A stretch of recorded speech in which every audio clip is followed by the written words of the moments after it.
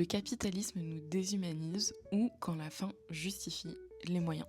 Je viens de terminer le livre Une lune froide sur Babylone qui a été écrite par Michael McDowell, qui est mi-policier, mi-fantasy, mi-horreur. Bon, ça fait des tiers, mais t'as compris ce que je voulais dire.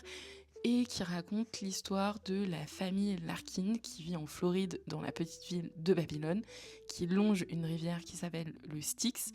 Et cette famille cultive des myrtilles depuis des générations et se retrouve endettée jusqu'au cou après avoir vu beaucoup de déboires arriver au fur et à mesure de leur vie. Et nous, on va suivre le moment où la vie de cette famille va basculer suite à la disparition de Margaret, qui est la plus jeune de ce clan. Et attention, ceci est un gros spoil, mais au fur et à mesure de l'intrigue, on va se rendre compte à quel point le destin de cette famille, qui est vraiment au bas de l'échelle sociale, est lié avec celle des Rayfields, qui au contraire est la famille la plus bourgeoise de Babylone. Et pour être tout à fait franche, le récit est quand même cousu de fils rouges, les personnages sont assez clichés. On va retrouver par exemple la cheerleader qui est un peu naïve, un peu dummy, le shérif qui est toujours en retard sur l'intrigue mais qui arrive quand même au bon moment pour sauver la partie, l'avocat véreux, etc.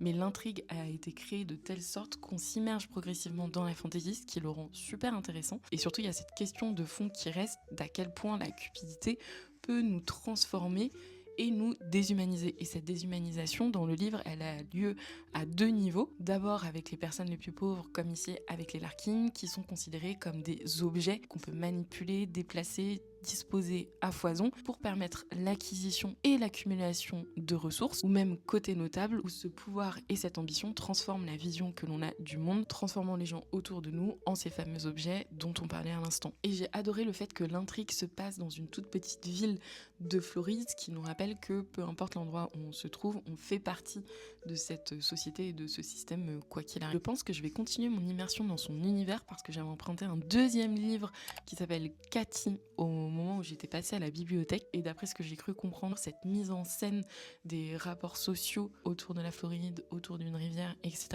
sont un peu la base de son écriture, donc j'ai vraiment hâte d'en découvrir plus. C'est tout pour aujourd'hui, je te dis à très vite au bord du bassin.